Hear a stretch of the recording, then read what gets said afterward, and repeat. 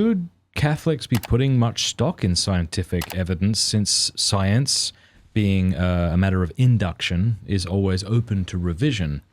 And Right. so if you were to perhaps rely too heavily on the scientific evidence for the beginning of a universe and say that points to God, well, if that's one day overthrown, and you wouldn't sit here and say that's not possible, would you? Well, any scientific theory that we have about the universe is going to end up showing that it has a beginning of the material universe. I don't anticipate that being overthrown. Right. But that's different to saying it's impossible that it be overthrown. It would seem to me that we have more, like, we can take more refuge in philosophical arguments than scientific arguments, because philosophical arguments can be deductive. Now, you can have an argument for God's existence based on science that's deductive, but science by its nature is always open to revision, isn't it?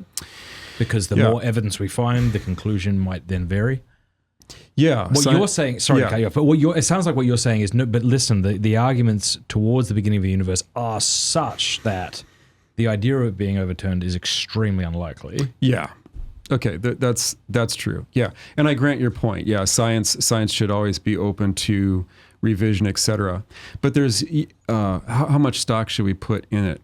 I think it's helpful to our faith to realize that, as Hubble says, a common sense interpretation of the facts would suggest that, there is this super intellect. I think that that is a support. That's not, I wouldn't want to hang my faith on that. But my faith is in Jesus Christ and the resurrection, right? But at the very least, the Christian can say, we're the ones going with the evidence here.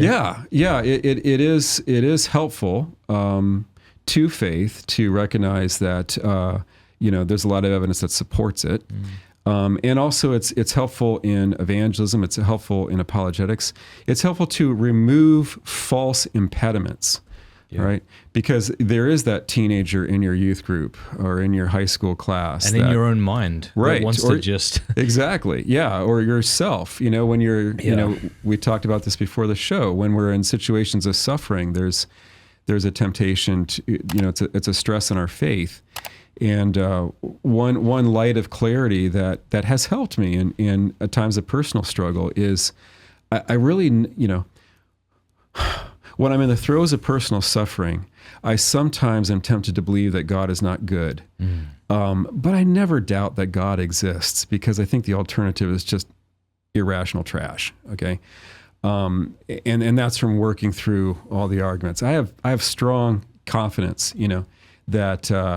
that reason leads you to, one necessary being, all-powerful, intelligent. I see a lot of rational vectors that lead you back to that.